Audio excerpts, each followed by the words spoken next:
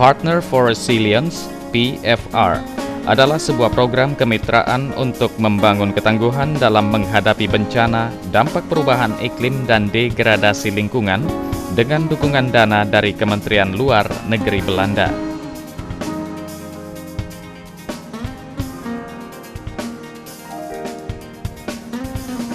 PFR bekerja di 9 negara di dunia termasuk di Indonesia.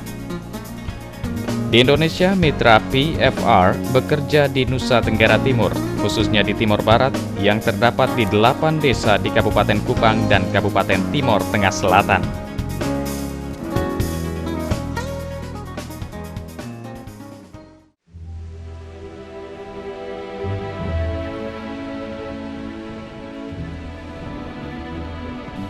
Kabupaten Timor Tengah Selatan setiap tahunnya sering mengalami kekeringan yang berdampak dengan kehidupan para petani karena selain kesulitan air, juga tanaman pertanian sulit tumbuh karena kekeringan. Kondisi ini menyebabkan sebagian para petani di Kabupaten Timor Tengah Selatan sering gagal panen dan berdampak dengan menurunnya pendapatan mereka.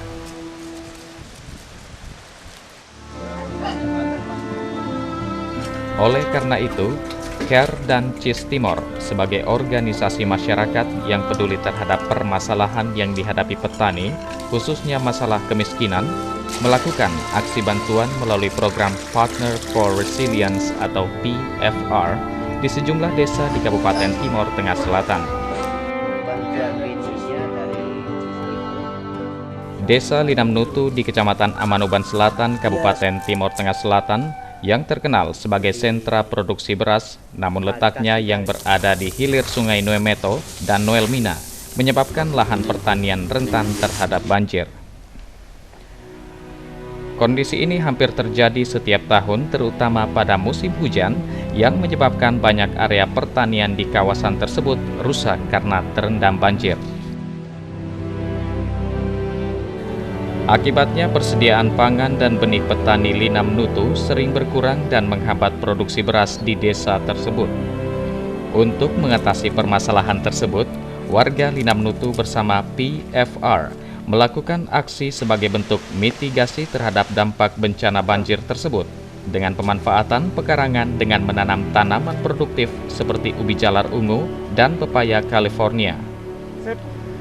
Tanaman ini sebagai alternatif persediaan pangan dan bernilai jual tinggi yang pada akhirnya dapat meningkatkan pendapatan masyarakat desa.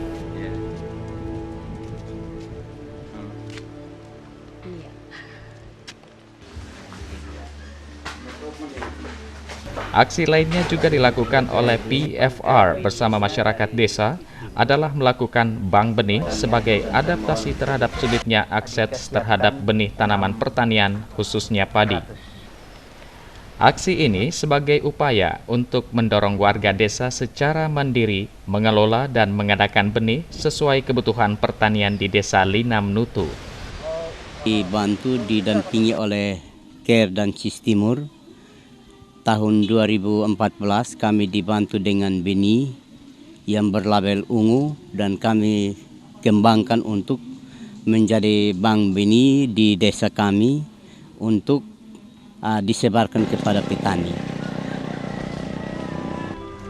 Sementara di desa Batnun, Kecamatan Amanoban Selatan, Kabupaten Timor Tengah Selatan, juga rentan terhadap bahaya banjir karena terdapat beberapa kali kecil yang dilewati banjir kiriman dari hulu.